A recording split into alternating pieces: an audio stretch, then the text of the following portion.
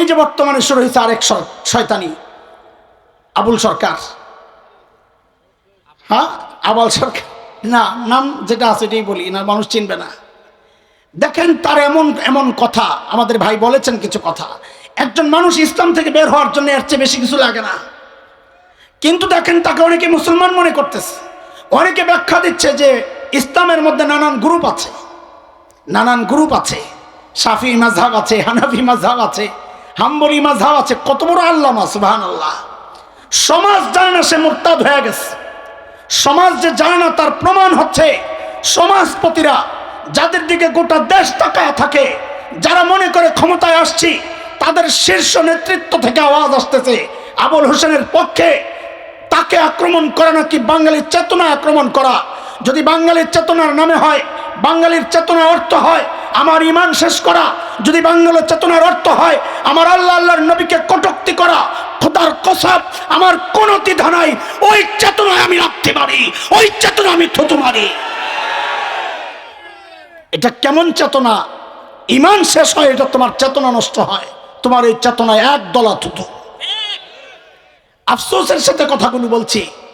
একটা সময় ব্যক্তি পর্যায়ে নাস্তিকতার চর্চা হয়েছে, ব্লগে ব্লগে, গ্রুপ করে করে। কিন্তু আমাদের দুর্ভাগ্য, আমাদের গুনার ফসল এখন আমাদের কাঁধে এমন এক সরকার চেপেছে, যেই সরকারের হাত ধরে এখন আর ব্যক্তিগত পর্যায়ে নাস্তিকতার চর্চা হচ্ছে না, এখন রাষ্ট্রীয় পৃষ্ঠপোষকতায় নাস্তিকতার চর্চা হচ্ছে। আপনি বলবেন কোথায়, কেমনে? আমি কয়টা দেখাবো?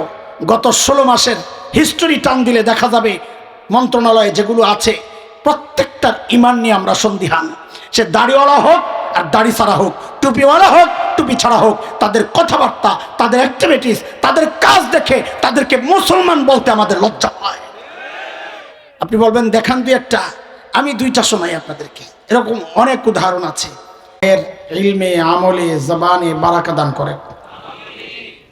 দেশ বিদেশে দৌড়ান, আল্লাহ তাআলা সবসময় যেন নিরাপত্তার চাদরে ঢেকে রাখেন। মুহতারামের সমস্ত খিদমাতকে আল্লাহ কবুল করেন। কোরআন আল কারীমের সূরাতুল আম্বিয়ার একটা ছোট্ট আয়াত আমি তিলাওয়াত করেছি। এই আয়াতকে সামনে রেখে সময়ের কিছু বিষয় এবং নিজের হেদায়েতের উদ্দেশ্যে কিছু কথা বলতে চাই। দোয়া করেন আল্লাহ তাআলা যেন আমার বলাটা সহজ করে দেন, আপনাদের বুঝাটাও সহজ করে দেন, উপলব্ধি করে সবাইকে আমলের তৌফিক দান করেন। আয়াতের সরল একটা অর্থ শুনেন তো বিষয়টা বোঝা সহজ হবে। আল্লাহ বলেন ওয়ানাদাউল মাওয়াজিনাল কিসতা লিয়াউমিল কিয়ামাহ, আমি কিয়ামতের দিন ইনসাফের দাড়িপাল্লা দাঁড় করাবো। ইনসাফের দাড়িপাল্লা মানে কি? আল্লাহ যেন নিজেই নিজের কথার ব্যাখ্যা দিচ্ছেন, ফালা তুজলামু নাফসুন শাইআ। ইনসাফের দাড়িপাল্লা মানে হচ্ছে কারো উপর বিন্দু মাত্র জুলুম হবে না। বিন্দু মাত্র মানে কি? আল্লাহ যেন নিজেই ব্যাখ্যা দিচ্ছেন, ওয়া ইন কানা মিসকালা হাববাতিন মিন খারদাল আতাইনা বিহা।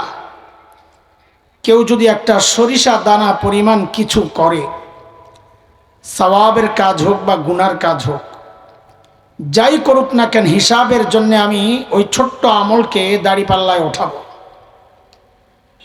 আল্লাহর জন্যে, হিসাবের জন্যে এই প্রক্রিয়াটাই যথেষ্ট। এটাই হচ্ছে আয়াতের মোটামুটি তর্জমা। এই আয়াতকে সামনে রেখে মুফাসসিরিনে কেরাম হাসরের মাঠের মানুষের শ্রেণী করেছেন 4টা, মূলত 5টা, আমরা 4টার কথা বলব। তো আমি জিজ্ঞেস করলে জবাব দিবেন, বলেন কয়টা? 4টা। হ্যাঁ, আমার সাথে কথা বলা লাগবে, আমি একা কথা বলতে পারবো না। অনল বর্ষী না, আমাদের বড় ভাই নাসির সাহেব হুজুর যেমন অনল বর্ষী, চলছে তো চলছে, কে আটকায়? মাশাআল্লাহ। হুজুর যতদিন ধরে বয়ান করেন, যখন বয়ান শুরু করছেন তখন আমার বয়ান শোনার বয়স হয় নাই, তো অনল বর্ষী তো হবেনি। যোগ্যতাও আছে, অভিজ্ঞতাও আছে, দুইটার সংমিশ্রণে এখন উনি শীর্ষদের একজন। তা আমি অনল বর্ষী না, আমি ক্লাস করাই, আমি বয়ান করি এমনই, পড়াই যেভাবে বয়ান ওইভাবেই করি, একটু একটু করে বলবো, বুঝাইতে বুঝাইতে আর শুনতে শুনতে আগাবো। পড়াশোনাই তো হবে আমারই, বিশেষ করে সামনে যারা বসছে পোলাপান গুড়াগানা, ওদেরকে একটা হুমকি দিয়ে রাখি, পড়া না পারলে কিন্তু মুরগি বানায় দেব। হাসরের মাঠে মানুষের শ্রেণী হবে কয়টা? এই 4 শ্রেণী বুঝার জন্য একটা সূত্র আমি বলে দেই, এটা কোনো জটিল বিষয় না, আপনিও বের করতে পারবেন। আচ্ছা বলেন তো, দাড়িপাল্লায় পাল্লা থাকে কয়টা? এই এলাকায় চাষ বেশি কি হয়? ধান। ধরেন আপনি ধান মাপবেন, তো এক পাল্লায় পাথর রাখছেন, আরেক পাল্লায় ধান রাখেন নাই, মাপা যাবে? কেন যাবে না? আপনারা বলবেন কেন যাবে না, কিন্তু আমি যেটা বলি শিখাইয়া দিচ্ছি ওইটাই বারবার বলবেন। সারা বয়ানে আমি একটা কথাই জিজ্ঞেস করব, আপনারা শুধু এই জবাবটুকুই দিবেন। এইটা আপনাদের একটা ডিউটি আজকের। কেন যাবে না বলেন? যে পাল্লা একটা খালি, মাপা কেন যাবে না? আবার বলেন, আবার বলেন। যেহেতু পুরো বয়ান আপনাকে ডিউটি একটাই, তাই বারবার মুখস্থ করেন যেন ভুল না হয়। ভুল হলেন তো সোজা মুরগি, কোনো কথা আপনার না, ওই পোলামেন্টে। আমি আবার জিজ্ঞেস করি, এক পাল্লায় লোহা রাখছেন পাথর, আরেক পাল্লায় ধান দেন নাই, মাপা যাবে? কেন যাবে না? পাল্লা খালি বলি নাই, এই তো মুরগির, এই জন্যই তো হুমকি দিস। এক না বললে সব যাবে শেষ হইয়া। বলেন ঠিক করে, কেন মাপা যাবে না? পাল্লা একটা খালি। ঠিক তার উল্টাও হইতে পারে, এক পাল্লায় ধান দিছেন, আরেক পাল্লায় পাথর দেন নাই, মাপা যাবে? কেন যাবে না? হাসরের মাঠে আল্লাহর আদালতে এমন কিছু মানুষ আসবে যাদের নেকির পাল্লায় নেকি তো আছে, কিন্তু গুনার পাল্লায় গুনাহ নাই একটাও। বলেন তো তাদের আমল মাপা যাবে? কেন যাবে না? পাল্লা একটা খালি। যেহেতু আমল মাপা যাবে না, তাদের ব্যাপারেই আল্লাহর সিদ্ধান্ত, আল্লাহ তাদেরকে বিনা হিসাবে জান্নাত দিয়ে দিবেন।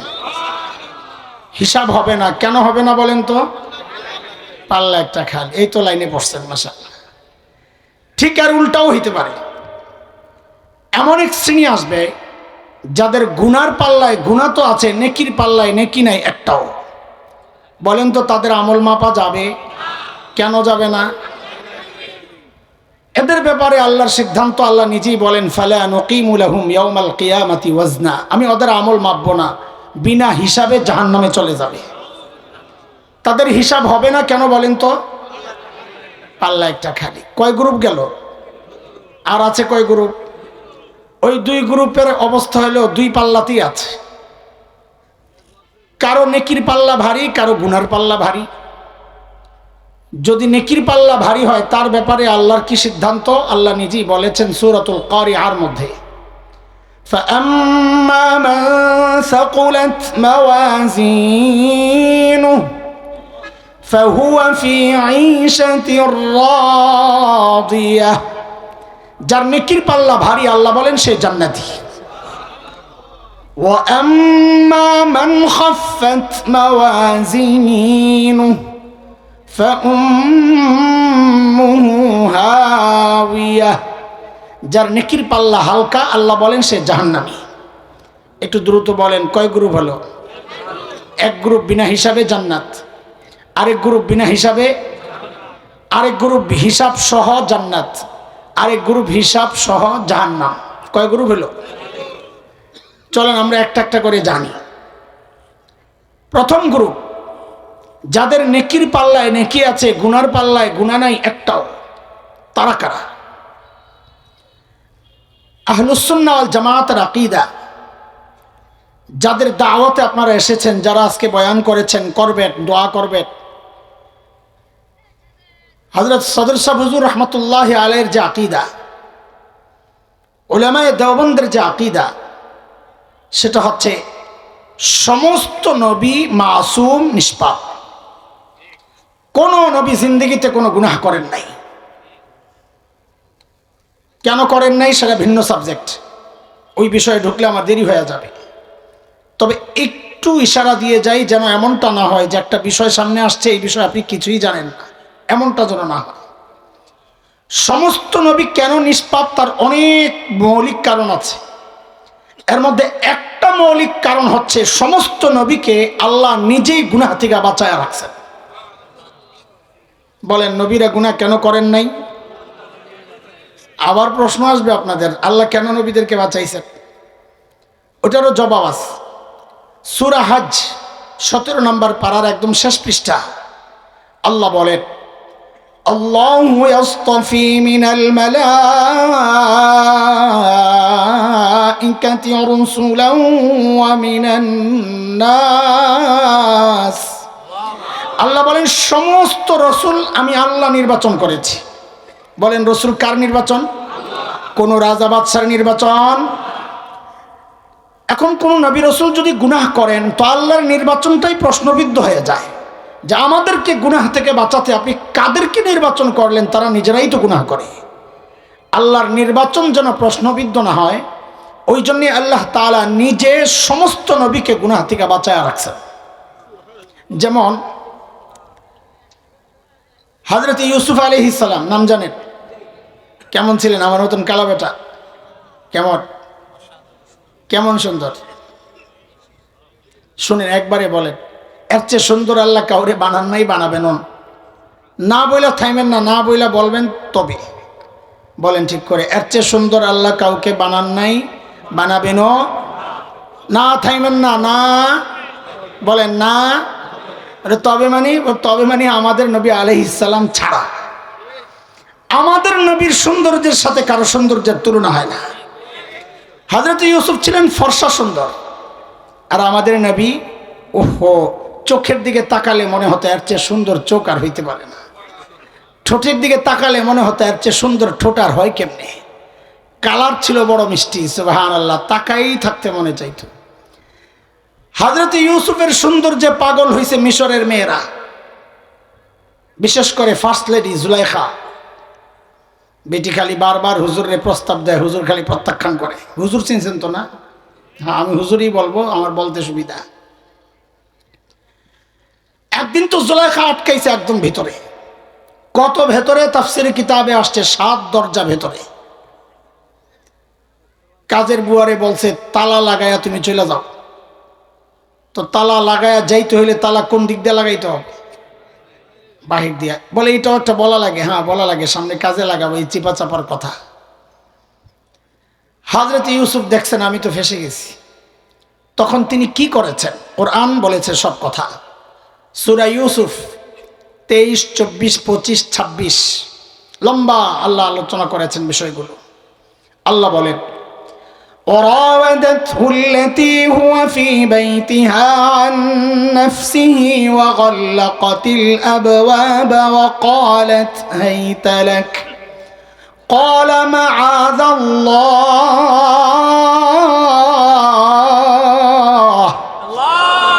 إنه ربي أحسن مثواي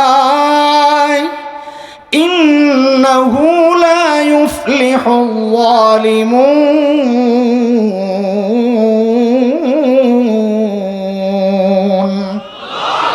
হযরত ইউসুফ দিছেন এক চিৎকার, ও আল্লাহ আমারে বাঁচান। বিপদে বললে কাকে ডাকতে হয়? ক্ষমতায় যেতে হলে কাকে ডাকতে হয়? ক্ষমতা দেন কে? নামান কে? আরো জোরে বলতে হবে, ইজ্জত দেন কে? নামান কে? সব কে দেন? শুধু বাচ্চা দেয় খাজা বাবা। খাজার কাছে বাচ্চার জন্য যান কি জন্য? যেগুলা যায় এগুলার মাথা নষ্ট। কথা কন ঠিক কিনা? 24 নম্বর আয়াতে আল্লাহ বলছেন আমি ইউসুফকে বাঁচাইয়া দিছি। আমি পুরো আয়াতের তর্জমা করব না, আমি শুধু মূল কথাটা বলে আগানোর দরকার। কিভাবে বাঁচাইছেন 25 নম্বর আয়াত থেকে আল্লাহ নিজেই বলতেছেন। আচ্ছা 24 নম্বর আয়াতে আল্লাহ বলেছেন আমি বাঁচাইছি, তাহলে নবীদেরকে কে বাঁচান? কিভাবে বাঁচাইছেন আল্লাহ বলতেছেন, ওয়াস্তাবাকাল বাব وقدت قميصه من دبر وألف يا سيدها لدى الباب قالت ما جزاء من أراد بأهلك سوءا إلا أن মুসজান আও আযাবুন আলীম।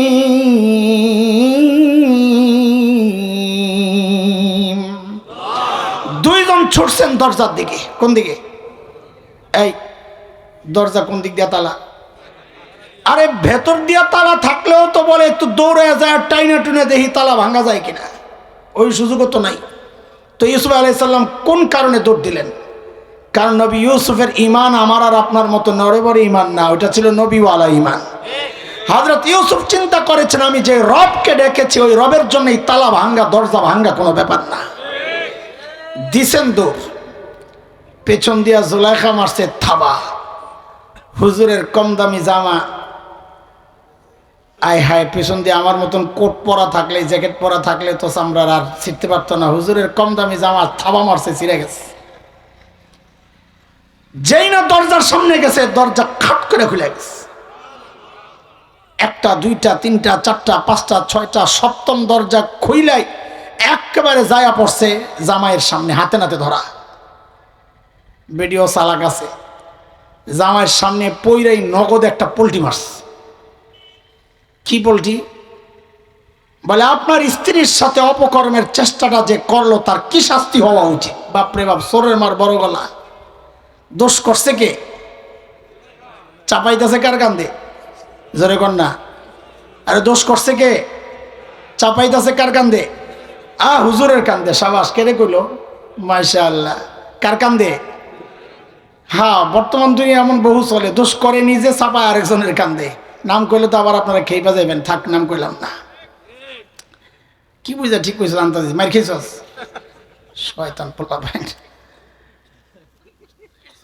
আচ্ছা, বিচার দিছে কার কাছে? একটু সূক্ষ্ম একটা কথা শোনাই, তাইলে অন্তত এতটুকু। বিচার দিছে কার কাছে? জামাইয়ের কাছে। আচ্ছা, বিচার যে দেয়, রায় কি সে দেয়? কথা বলে। অথচ জুলাইখা নিজেই রায় দিতেছে, কয় হয় আরে আয়নাঘরে ঢুকান। আরে আয়নাঘর ছিল না, আপনি কইবেন যা ছিল ওটা আর আয়নাঘর নাম ছিল না, কাম একটাই ছিল। হয় আর ওখানে ঢুকান, আর নয় কঠিন একটা বাড়ি লাগাইয়া দেন। বিচার দিলা তুমি, বিচার এখন করবে মিশরের গভর্নর, তুমি নিজে রায় দিতেছো যে।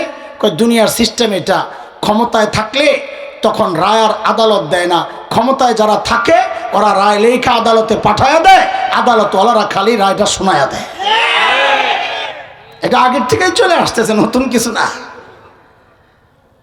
হযরত ইউসুফ তো চুপচাপ, জুলাইখার জামাই তো বুঝছে ঘটনা, তারপরেও দলের লোক তো বুঝাও না বুঝার একটা ভান করতাছে। ইউসুফ কি খবর? বলে খবর তো ভালো না। হিয়ারা আওয়াদাতনি আন নাফসি, করলো বেডি দোষ দেয় আমারে। বলে তুমি যে করো নাই প্রমাণ দাও। আরেকটা 2 নম্বরই, ইসলামী আইন আদালত, দুনিয়ার আইন আদালত সিস্টেম হচ্ছে প্রমাণ দিবে বাদী, অভিযোগকারী। আমরা আরবিতে বলি আল বাইয়িনাতু আলাল মুদ্দাই। এখানে অভিযোগকারীকে কথা বলা লাগবে, অভিযোগকারীকে। অথচ প্রমাণ চাওয়া হচ্ছে কার কাছে? সিস্টেম অনুযায়ী চাওয়ার দরকার কার কাছে? তো নিয়ম ঠিক আছে না ভাঙছে? কেন ভাঙলো? ওই যে কাহিনী একটাই, ক্ষমতা। ক্ষমতায় থাকলে নিয়মকে ভাঙ্গাটাই নিয়ম হয়ে যায়। কথা কন ঠিক কিনা? হযরত ইউসুফ চিন্তা করতেছেন, ভিতরে ছিলাম আমি আর মহিলা, প্রমাণ আসবে কোত্থেকে? কিন্তু ভরসা হারান নাই। এর মধ্যে দেখেন ভেতর থেকে একটা পিচ্চির কান্নার আওয়াজ আসতেছে, অনবরত কান্না, থামার কোনো নামগন্ধ নাই। কে কাঁদছে? জুলাইখার এক ফুফাতো বোন আসছিল বেড়াইতে, তার দুধের এক ছোট্ট ছেলে। এমন কান্না শুরু হয়েছে, হযরত ইউসুফ বুঝে গেছেন যে ওই কান্নার মধ্যে রহস্য আছে, আমার মুক্তির উপায় হয়তো ওই কান্নার মধ্যে। বলে আমার পক্ষে সাক্ষী দিবে ওই পিচ্চিটা। জুলাইখা মনে মনে বলে, মোল্লা খাইছ ধরা চান্দু, পিচ্চিরে আনবো সাক্ষীর জন্য। এই পিচ্চি অপরাধ কে করছে রে? পিচ্চি বলবে ও আর খাইবা মাইর। হ্যাঁ, আল্লাহু আকবার। এই পিচ্চির মুখ দিয়া কান্না কে বের করছে? নবীদেরকে কে বাঁচান? পিচ্চির কান্না বন্ধ হয় না, চলছে কান্না অনবরত, যেন কান্নার একটা মেশিন ফিট করে দিছে, রেকর্ড ওয়া ওয়া ওয়া চলছে, গাড়ি যাত্রা বাড়ি। যেই না হযরত ইউসুফের সামনে পিচ্চি, সাথে সাথেই কান্না বন্ধ। সুবহানাল্লাহ, বাড়ি যায় পড়বেন না? ভাবে তো এমন লাগে আপনাকে। কান্না বন্ধ করছেন কে? পিচ্চিরে মিশরের গভর্নর জিজ্ঞেস করে, হে পিচ্চি, অপরাধ কে করেছে রে? এখন পিচ্চি যদি ডাইরেক্ট বলতো অপরাধ করছে জুলাইখা, তো দরবারের মুরগি চোরা যেগুলা ছিল, সব দরবারই তো 2-4টা মুরগি চোরা থাকে, ওই দরবারের মুরগি চোরারা কইতো মোল্লার কাম। মোল্লারা কত নাটক জানে, শাপলা চত্বরে রং মাইকা শুয়াও থাকতে পারে মোল্লা। এই মোল্লায় জাদু দিয়ে পিচ্চির মুখ থেকে কথা বের করছে। আল্লাহ তাআলা পিচ্চির মুখ দিয়ে এমন ভাবে কথা বের করছেন, কাউরে দোষী করেন নাই, কাউরে দোষী করেন নাই, লজিক বলে দিছে। কি? ইন কানা কামিসুহু কুদ্দা মিন কুবুল ফাসাদাকাত ওয়া হুয়া মিনাল কাযিবিন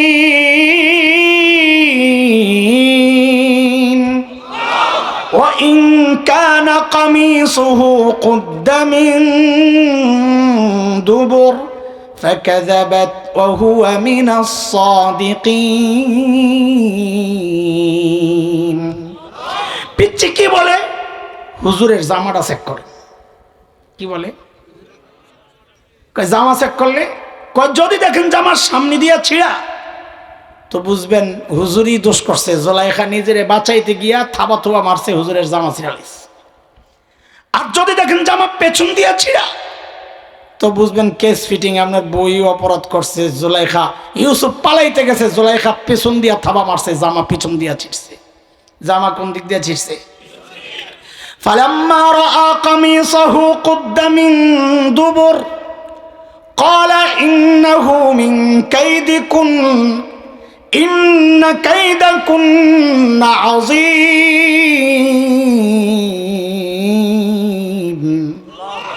যেই দেখছে জামা পেছন দিয়া ছিঁড়া, জুলাইখার জামা বলে, জুলাইখা জামাই, তোরা বেডিরা বড় চক্রান্ত করস, তোদের চক্রান্ত বড় মারাত্মক।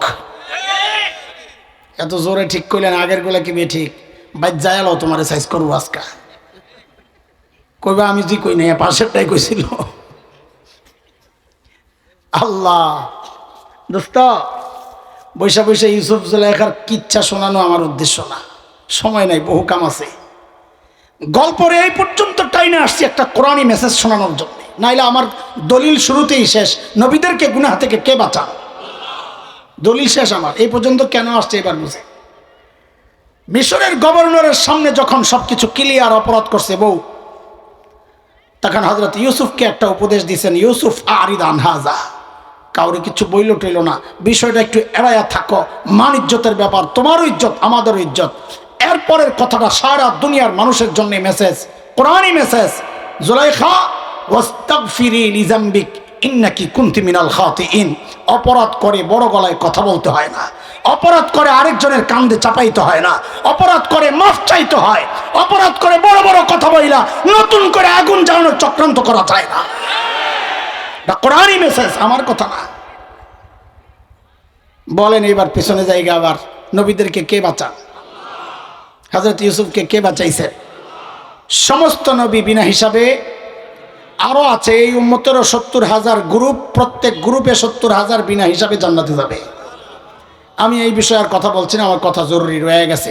যেটা বলার দ্বিতীয় অংশটা, এটা সবচেয়ে গুরুত্বপূর্ণ, মনোযোগ লাগবে। আপনারা তো হুজুরের বয়ান শুই না মনোযোগ হারাই লেছেন, কারণ আমি এত জমায়া জমায়া রাখতে পারব না, সেই যোগ্যতা আমার নাই, আমি দুর্বল মানুষ, আগেই কইছি। একটু মনোযোগ দিয়ে শুনবেন। হ্যাঁ হ্যাঁ, তাড়াতাড়ি শেষ করার আমি রাস্তা খুঁজুন কর। আমি তো এদিকে কম আসা হয়। এখন আপনারা যেই কয়জনই আছেন, অর্ধেক তো গেছেন গা বুঝছি, যেই কয়জনই আছেন পিছন টাকা লাগবো না, আমি যেটা কইছি বিশ্বাস হয় না তো। দেখেন কতটুকু অনাস্থা আমার উপরে। আচ্ছা শোনেন, মনোযোগ থাকবেন ইনশাল্লাহ, মাশাআল্লাহ, ইনশাল্লাহর জোর আছে। দেখি কে কে ঘুমাইছেন, একটা হাতুড়া দেখান তো। আল্লাহু আকবার। এই নিয়ে আপনাকে মনোযোগের অবস্থা, হায় খোদা, এই নিয়ে মনোযোগ। আমি কি ঘুমের পরীক্ষা করছি না মনোযোগের? 2-4 জন। ওয়ালা তাকুলু লিশাইইন ইন্নী ফাইলুন যালিকা গাদা ইল্লা আন ইয়াশা আল্লাহ। করব, বলবো, করার সাথে সাথে বলবো ইনশাআল্লাহ। ঠিক আছে ইনশাআল্লাহ, মনে থাকবে ইনশাআল্লাহ। দেখেন হাসরের মাঠের কয় গ্রুপের কথা বলছিলাম, দ্বিতীয় গ্রুপটা একটু শুনেন। যাদের গুনার পাল্লায় গুনাহ আছে, নেকি নাই একটাও। আচ্ছা, একজন মানুষ জিন্দেগিতে কোনো ভালো কাজ করে নাই এমন হইতে পারে? ফেরাউন জীবনে ভালো কাজ করে নাই, কি করছে একটা কন্ত? আরে মুসা আলাইহিস সালাম রে পালছে, নাকি কম ভালো কথা? একজন নবীরে বড় করছে, কম কথা? বুঝেন নাই কথা? এটা কম বড় কথা? একজন নবীরে বড় করছেন, সুবহানাল্লাহ। জীবনে মানুষ একটা হইলো ভালো কাজ করে, কিন্তু একেবারে একটা নেকিও নাই। মানেটা কি? মানে হচ্ছে ঈমান ছাড়া কোনো নেকির হিসাব হয় না। ঈমান ছাড়া নেকির। এইবার বলেন তো, গুনার পাল্লায় গুনাহ আছে, নেকির পাল্লায় একটা নেকিও নাই, তারা কারা হইতে পারে বলেন তো? হ্যাঁ, কাফের মুশরিক, তাই না? আপনাদের জবাব ঠিক আছে, কিন্তু আমরা ওই কাফের মুশরিক নিয়ে আজকে কথা বলবো না। কাফের মুশরিক সবাই চিনে। আরেকটা গ্রুপ আছে যারা বিনা হিসাবে জাহান্নামে যাবে, তাদেরকে আমরা অনেকেই চিনি না। তাদের নামও আমার মতো, আরো সুন্দর সুন্দর নাম। থাকেও মুসলমান সমাজে, মরার পরে জানাজাও হয়, কুলখানিও হয়, মৃত্যুবার্ষিকীও হয়, কিন্তু বিনা হিসাবে জাহান্নামে যাবে। তারা কারা? আল্লাহ বলতেছেন সূরা বাকারা। কাদিয়ানী একটা গ্রুপ, আমরা কোনো গ্রুপ না, আমরা একটা মূলনীতি বলতেছি। তারা কারা? সূরা বাকারায় আল্লাহ বলছেন, ومن يرتد منكم عن دينه فيمت وهو كافر فأولئك حبطت أعمالهم في الدنيا والآخرة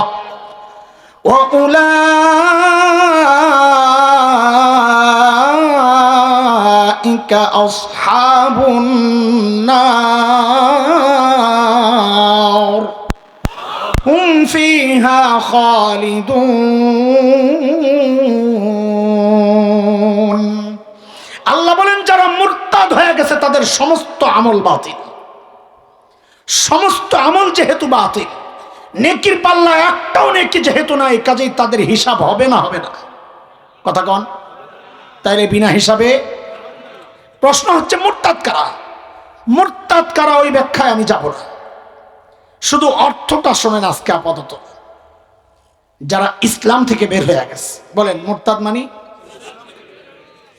দোস্ত একটু মনোযোগ, এটা আপনারাও জানেন।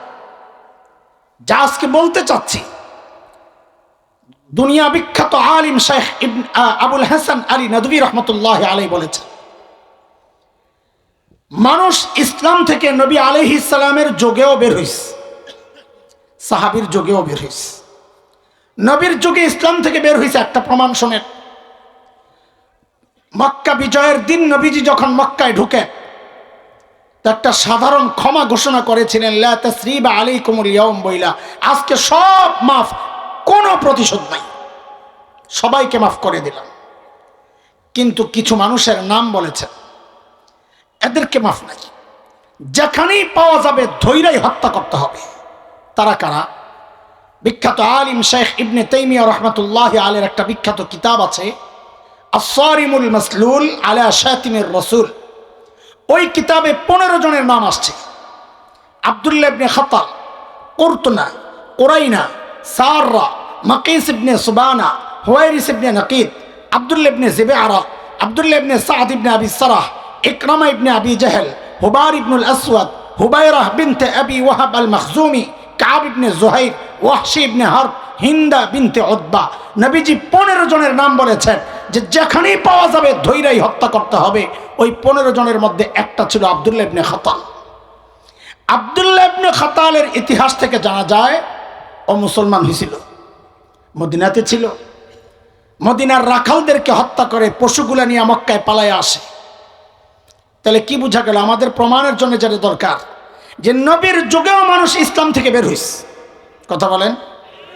সাহাবীদের যুগেও বের হইছে।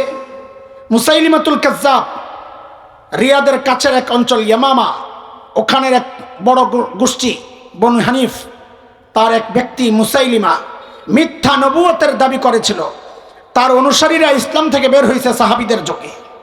শাইখ বলেন ওই যুগেও মানুষ ইসলাম থেকে বের হয়েছে, এই যুগে তার চেয়ে 1000 গুণ বেশি বের হচ্ছে। পার্থক্য কি?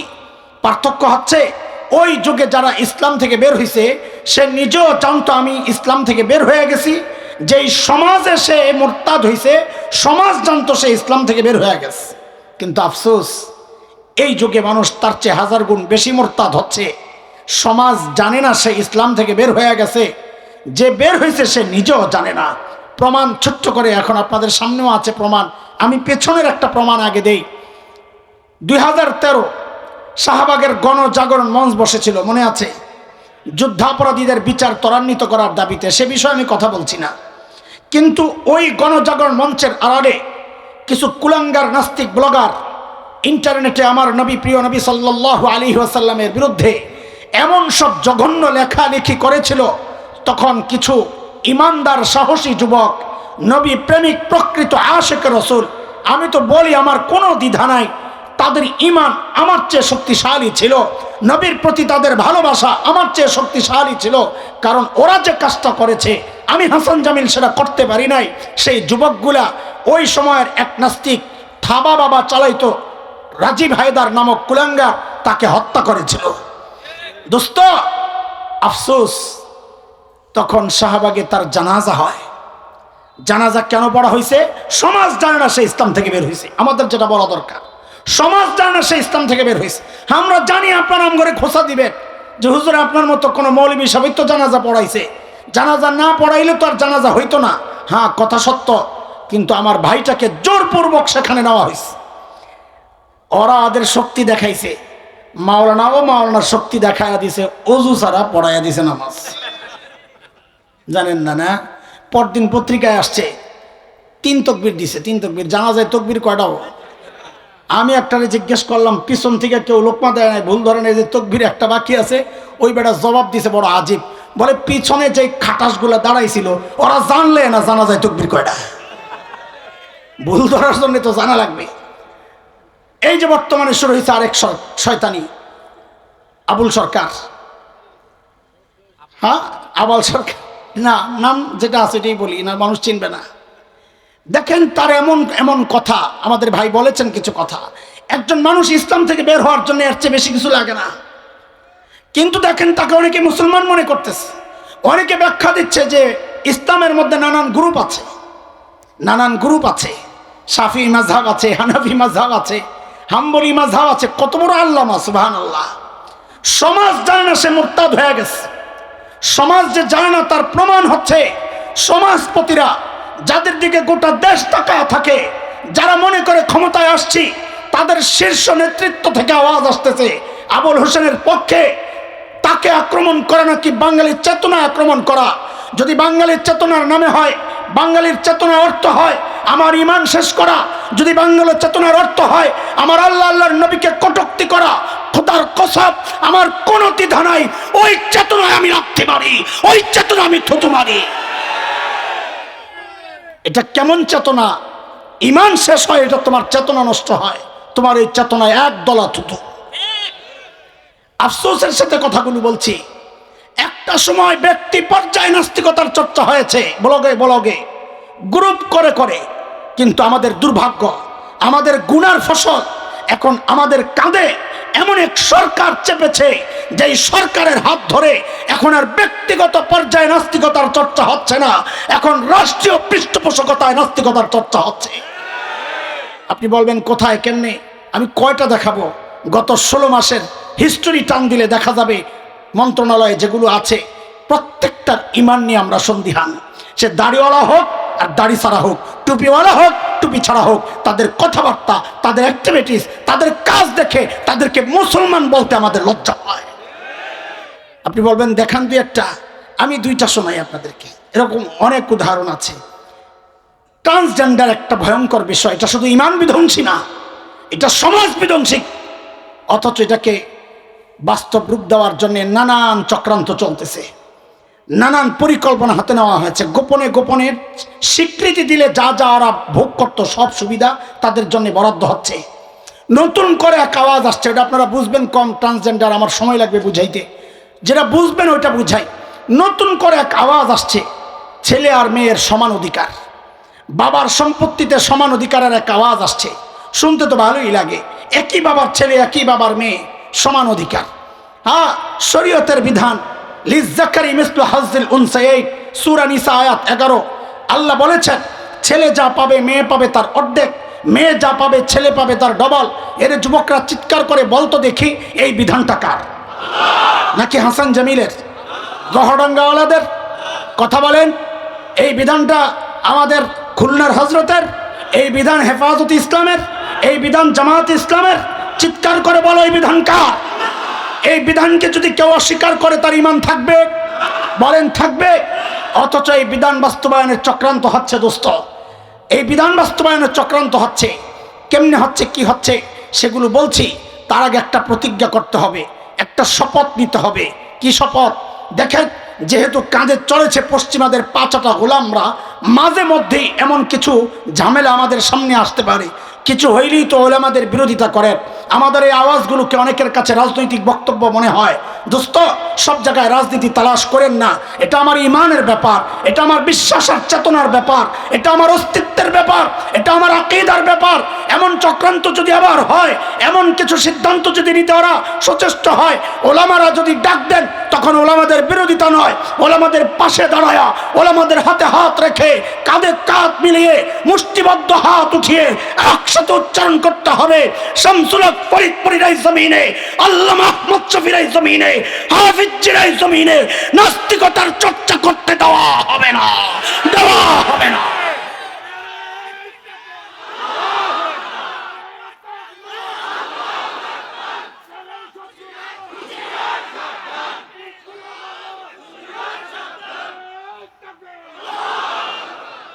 মুহতারাম হাজরিন, এরপরে ওরা এমন ভাবে অপপ্রচার চালাচ্ছে, সাধারণ মানুষের অন্তরে একটা সংশয় তৈরি হয়। আর আমি তো আমার মসজিদে যখন বয়ান করি, আমি কখনো ওয়াজ করি, কখনো ওয়াশ করি। যেমন এই জুমায় ওয়াশ গেছে ওই আবুল সরকারের লইয়া, বাউলদেরকে নিয়ে ওয়াশ। ওয়াশ তো বুঝে, মগজ ধুলাই। ওয়াশ করি কলবের জন্যে, ওয়াশ করি মগজের জন্যে, দুইটাই চলে। আমি যাদেরকে ওয়াশ করি, এইরকম একটা এসে আমারে বলে কি জানেন, হুজুর এই বিধানটা না আমারও কেমন কেমন জানি লাগে। ওর কথা শেষ হওয়ার আগে আমি ওর মুখের দিকে তাকায় বলে দিছি, আপনার ইমানটা লইয়াও আমার কেমন কেমন জানি লাগে। কথা কি ঠিক আছে না বে? ঠিক। এই কথা আমার না আল্লাহর। হুজুরে বলেন কার? আরে আল্লাহ বলেছেন সূরাতুল আহজাব 36 নম্বর আয়াত 22 নম্বর পারার 2য় পৃষ্ঠার একদম প্রথম লাইন, হাফিজে কোরআন শরীফের, ওমা কানা লিমুমিনিন ওয়ালা মুমিনাতিন ইযা কাদাল্লাহু ওয়া রাসূলুহু আমরা আন ইয়াকুনা লাহুমুল খিয়ারাতু মিন আমরিহিম। আল্লাহ আল্লাহর রাসূলের কোনো সিদ্ধান্ত আসার পর কোনো কেমন কেমন লাগে বলার সুযোগ নাই, মেনে নেওয়ার নাম ইসলাম। বলেন মেনে নেওয়ার নাম। তারপরেও আপনাদের দিলের মধ্যে যেন কোনো কেমন কেমন না লাগে, সময়ের একজন ছোট্ট আলেমদের খাদিম হিসাবে আপনাদের দিল দিমাগকে পরিষ্কার করা আমাদের জিম্মাদারি। ইসলাম কি বলে, ওরা কি চায়? সমান অধিকারকে ইসলাম কোথাও সাপোর্ট করে না, এটা আপনিও করার কথা না। সমান অধিকার মানে কাউকে বঞ্চিত করা। আমার ভাই তার পিচ্চি পোলারে লইয়া জামা বানাইব, কাপড় কিনছে 6 গজ, তো পোলার লাগবে 1.5 গজ, ভাইয়ের লাগবে কত 4.5 গজ। এখন ভাইজানের বিবি কয়, তুমি আমার পোলাটার উপর সবসময় জুলুম করো, ঠগাও। বলে কেন? কই যে 1.5 গজ আর 4.5 গজ, এইবার অর্ধেক অর্ধেক কাটো, 3 গজ 3 গজ করে কাটো, সমান অধিকার। বলেন তাইলে হুজুরের জামা হইব? আর হবে? হবে হবে না কেন? ওই জামা গায়ে দিয়ে আর আপনাদের সামনে আসতে পারবো না, ওই বউর সামনে যাইতে পারবো রাত্রে। কথা কর। সমান অধিকার এটা একটা ধোঁকা, এটা একটা ধোঁকা। ইসলাম দেয় ন্যায্য অধিকার। আরে ন্যায্য অধিকার আর সমান অধিকার কেমনে বুঝাবো আপনি করে? এই স্টেজে লম্বা আছে কোনো? লম্বা লম্বা আল্লাহ লম্বা বানাইছে এমন আছে 2-1টা? কই? সুবহানাল্লাহ। দোস্ত দাঁড়ান, কি এক শাস্তি দিলাম দোস্ত। দোস্ত দাঁড়ান, আপনার উসিলায় যদি মানুষের দিল পরিষ্কার হয়, এর চেয়ে আরেকটু লম্বা কম আরেকজন দরকার। একজন থেকে দাঁড়ায় যান না পাশের থেকে, মাশাআল্লাহ। এর চেয়ে আরেকটু ছোট আরেকটা দরকার, 3 জন দরকার। শাবাশ, নারে তাকবীর। ওজনে ওজন মিলে গেছে। আর একটু সামনে আসলে আমার বুঝাইতে সহজ হইতো। মাশাআল্লাহ। আল্লাহর সবচেয়ে বড় লম্বা বান্দা, মাঝখানেরটা আরেকটু কম, শেষেরটা আরেকটু কম। ধরেন একটা দেয়াল গেছে আমার এই ভাইয়ের থুতনি বরাবর, তো বলেন তো পাশেরটার চোখ ঢাকছে কিনা, পরেরটার কপাল ঢাকছে কিনা? এখন দেয়ালের ওই পাশে একটা কিছু হচ্ছে যা তিনজনের দেখা অবশ্যই দরকার। কয়জন দেখবে? কয়জন দেখবে? একজন। এখন পাশের থেকে হুজুর 3টা ইট পাঠাইছেন না, ওই 3টা ইট দিয়া তোমরা দেখার ব্যবস্থা করো। এখন সমান অধিকারওয়ালাদেরকে যদি দায়িত্ব দেওয়া হয় এই 3 ইট 3 জনকে বন্টন করে দাও, তো সমান অধিকারওয়ালারা বলবে 3 জনকে সমান সমান 3টা দিয়ে দাও। আচ্ছা বলেন তো সমান সমান 3টারে দিলে এই ভাই তো ইট ছাড়াই দেখতো, ইটটা তার দরকার আছে, খামাখাই পড়ে থাকবে পায়ের তলে, কোনো লাভ নাই। মাঝখানেরটা 1 ইট দিলে সে দেখবে, তার চোখ ভাসবে, কিন্তু 3 নাম্বারটারে 1 ইট দিলে সে দেখবে? বলেন দেখবে? তার কপাল ভাসবে, চোখ নিচে থাকবে, তাই কিনা? তাহলে 3টারে সমান 3 ভাগ করলে একজন বঞ্চিত হবে কিনা? বলেন বঞ্চিত হবে কিনা? আর যদি হুজুরে দায়িত্ব দিতেন, ইসলাম অনুযায়ী বন্টন করে দিতেন, তো হুজুর বলবে ইসলামে সমান বন্টন না, ইসলামে ন্যায্য বন্টন। ইসলামে তো ইসলামে ন্যায্য বন্টন হলে কি করবে? ভাইরে বলতো, ভাই আল্লাহ আপনারে লম্বা বানাইছে, ইট দিয়া কি করবেন? মাঝখানেটারে বলতো, নে তুই তো একটা দিয়েই দেখস, 2টার তো তোর দরকার নাই। 3 নাম্বারটারে 2টা দিত, ও 2টার উপর দাঁড়ায়া দেখতেছে, মাঝখানেরটা 1টার উপর দাঁড়ায়া দেখতেছে, 1 নাম্বার জন ইট ছাড়াই দেখতেছে। এর নাম হচ্ছে ন্যায্য বন্টন। আপনারাই বলেন সমান বন্টন ইনসাফ হইছে না ন্যায্য বন্টন ইনসাফ হইছে? ভাই বয়া পড়েন। মাশাআল্লাহ। ছেলে আর মেয়ে যাবে নানার বাড়ি, বাবারে বলতেছে বাবা নানার বাড়ি যাব। যাও, হিহির একটা অর্থ আছে। তো বাবা বুঝছে, বাবাও চালাক, ডিজিটাল ফেসবুক চালায়। তো বাবা মেয়েরে দিছে 50 টাকা, বাবা মানে হুজুর, মেয়েরে দিছে, তাড়াতাড়ি কথা কন আমি জামুগা, মেয়েরে দিছে, ছেলেরে দিছে 100 টাকা। কত? ও আল্লাহ, সমান অধিকার নারীবাদীরা এই দৃশ্য দেখেই খেপে গেছে। হুজুররা সবসময় মেয়ে করে ঠকায়, কিন্তু হুজুর পরে কি বলছে ওইটার শোনেও না, বলেও না, কাউরে শুনতেও দেয় না। হুজুর মেয়েরে 50 টাকা দিয়া, ছেলেরে 100 টাকা দিয়া, সাথে সাথে বলতেছে আব্বু গোপালগঞ্জ যাইতে রিক্সা ভাড়া 50 টাকা লাগবে, আসতে 50 টাকা লাগবে, আব্বু ভাড়াটা তুমি দিয়ে দিও। আচ্ছা বলেন তো এখন মেয়ের ব্যালেন্স আছে কত, ছেলের ব্যালেন্স কত? আসলে ঠকছে কে, ছেলে না মেয়ে? আসলে কেউই ঠকে নাই। কেন? ছেলে শক্তি আছে, বাইরে কামাই টামাই করবে, তার ভবিষ্যৎ আছে। মেয়ে তো নাই, আস্তে আস্তে একটু মজা টজা খাওয়ার লেগে ওরে বাবা দিছে, এটা কোনো বিষয় না। এটাকে আরো সুন্দর করে বুঝেন। আমাদের মাদ্রাসার কিছু টাকা পয়সা উঠছে, কালকে বাজারে যাবে। তো মোহতামিম সাহেব জিজ্ঞেস করতেছে, হুজুর বাজারে যাবেন, টাকা লাগবে কত? বলে 5000। এই বলেন তো কত? কি জন্যে? এই এই সব প্রত্যেকটা শব্দ আমার সাথে বলা লাগবে। কি জন্যে? কত? মোহতামিম সাহেবের পিচ্ছি আছে একটা, আব্বু আমি একটু বাজারে যাই। যাও। ওই হির অর্থ বুঝছেন তো? তো আব্বু বুঝছে, পকেট থেকে একটা কচকচে 100 টাকার নোট বাইর করে বলে নেও, মজা খাইও। কত? কি জন্যে? বলেন আবার কত? কি জন্যে? হুজুরকে দিছেন কত? কি জন্যে? এটা বলা লাগবে কি জন্যে। যেই না পিচ্চির সামনে বাবা 100 টাকা ধরছে, পিচ্চি এমন এক মোচড় মারছে, কি হয়েছে? সবসময় আমার লোক কিপটে নিয়ে গেল। আরে কি হয়েছে বলবি তো, আমি 100 নেব না। কত লাগবে তোর? আমার 5000 দিবা। কত? 5000 কেন? হুজুরকে দিছ। আরে হুজুর তো বাজার করবে, তাতে কি, আমিও তো বাজারে যাব, সমান অধিকার।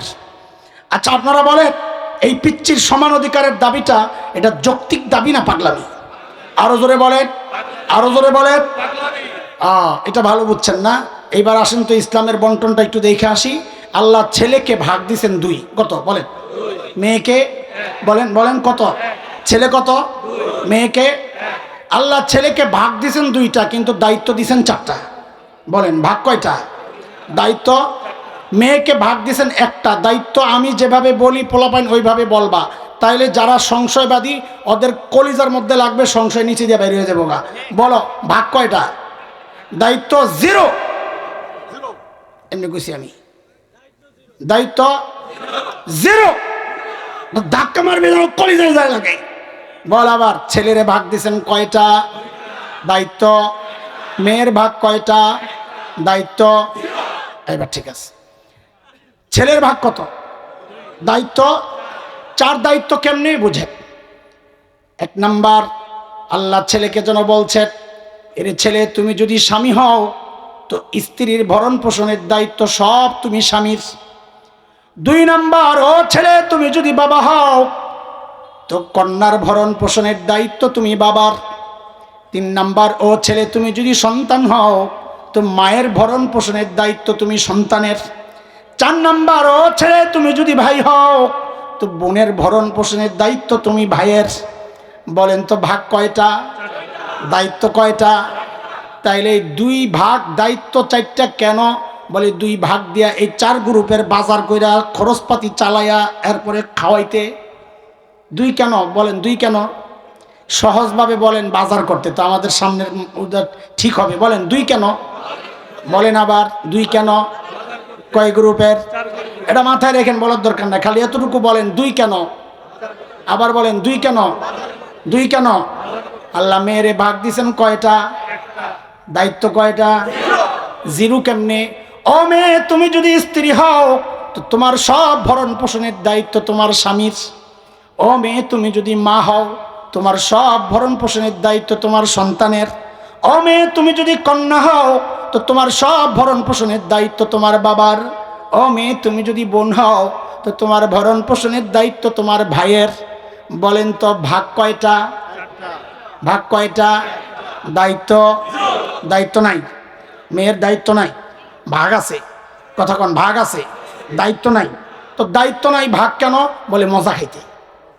বলেন না, বলেন কি জন্যে? কি জন্যে? ছেলের 2 কি জন্যে? মেয়ের 1 কি জন্যে? আবার আবার ছেলের 2 কি জন্যে? মজার কথা কে রে কয়? ছেলের 2 কি জন্যে? মেয়ের 1 কি জন্যে? আবার আবার ছেলের 2 কি জন্যে? মেয়ের 1 কি জন্যে? এখন এই মজা খাওয়া গ্রুপ যদি বলে আমারও বাজারওয়ালার মতো সমান সমান দেওয়া লাগবে, তো হুজুরের ওই পিচ্চি পাগলার দাবির মতো আর এই দাবি, 2টার কোনো পার্থক্য আছে না? 2টাই পাগলামি। কথা কোন? 2টাই পাগলামি কিনা? ওরাই সমান অধিকারের নামে আমাদেরকে পাগলামি গিলাতে চায়, আমরা গিলতে রাজি? বলেন গিলতে রাজি না? ইনশাআল্লাহ, ইনশাআল্লাহ ওরা একটা শরীয়তের বিধান, 1টা 2টারে এদেশ থেকে তাড়াইতে চায়। আমরা স্বপ্ন দেখি এদেশের শরীয়তের সমস্ত বিধান একদিন বাস্তবায়ন হবে ইনশাআল্লাহ। ইনশাআল্লাহ এদেশে কোরআনী শাসন কায়েম হবেই হবে ইনশাআল্লাহ। সব দেখা আমাদের শেষ, শেষ না? স্বপ্নের বাংলাদেশ দেখা শেষ। বলে স্বপ্নের বাংলাদেশ দেখা, সোনার বাংলাদেশ, ডিজিটাল বাংলাদেশ, আর কোনটা রয়েছে? স্মার্ট বাংলাদেশ। ওটারে দেখা শেষ করলি না, লম্বা টাইম দেখছি তো, দেখতে দেখতে একেবারে শেষ। বলেন এবার সোনার বাংলাদেশ,